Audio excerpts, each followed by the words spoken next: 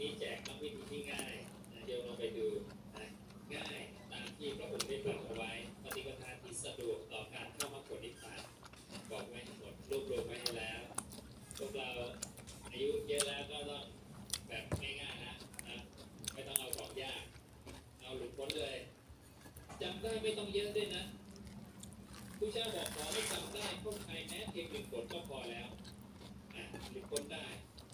เช่นโยมจำคำว่าอนิจจังได้ไม่เที่ยงเข้าใจมันไม่เที่ยงเข้าใจชัดเจนเหลือเกินพอแล้ว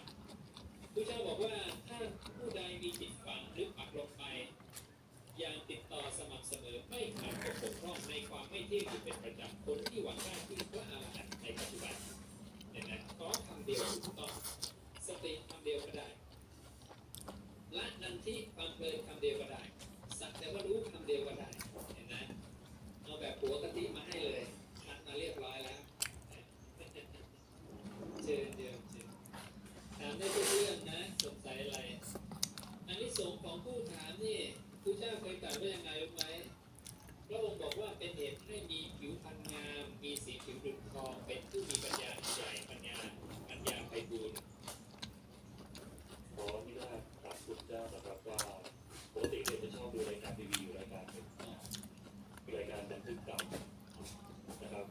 ตอนนี้ส่วนใหญ่ที่เราดูเนี่ยมันเกิดเป็นลักษณะที่ว่าเวลาใช้ปฏิบัติยังไงการมันก็ออกจะมาในรูปของการต่อมาลักษณะนั้น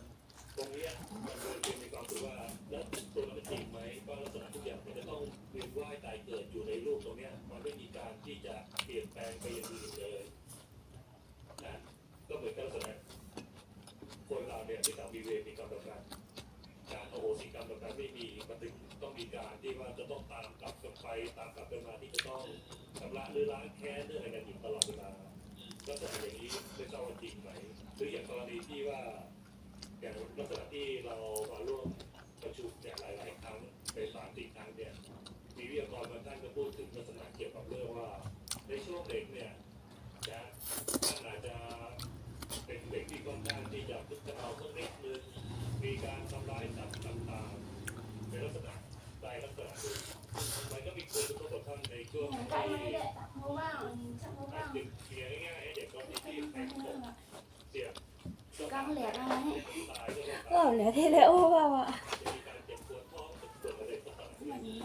รงนี้ถามว่าในจริงๆแล้วในหลักธรรมในหลักพุทธศาสนาเนี่ยลักษณะของพวกนี้มันเป็นไปได้หรือไม่ครับเป็นไปได้และมีอยู่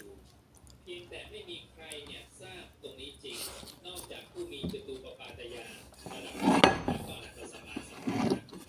ในเรื่องวิบากของกรรมเป็นหนึ่งในอจินไตยที่พระเจ้าบอกอย่าเข้าไปคิดเลยมันซับซ้อนมากอจินไตยมี4 อย่าง1วิสัยของพระพุทธเจ้าวิสัยผู้ได้ฌานวิบากของกรรมเรื่องของโลก4 เรื่องนี้อย่าไปคิดมีส่วนในความวิปลาสเพราะนั้นพวกสแกนกรรมอะไรเนี่ยเดี๋ยวก็วิปลาสถ้าเข้าไปยุ่งมากถ้าไม่เลิกมันจะฟุ้งซ่านจิตมันจะฟุ้งส่งออกตลอดเพราะนั้นเรื่องวิบากของกรรมพระเจ้าบอกอย่าเข้าไปยุ่งวิบากของกรรมอีกมุมหนึ่งที่พระเจ้าบอกให้รู้เนี่ยคืออะไรวิบากในที่กระทำคือในปัจจุบันวิบากใน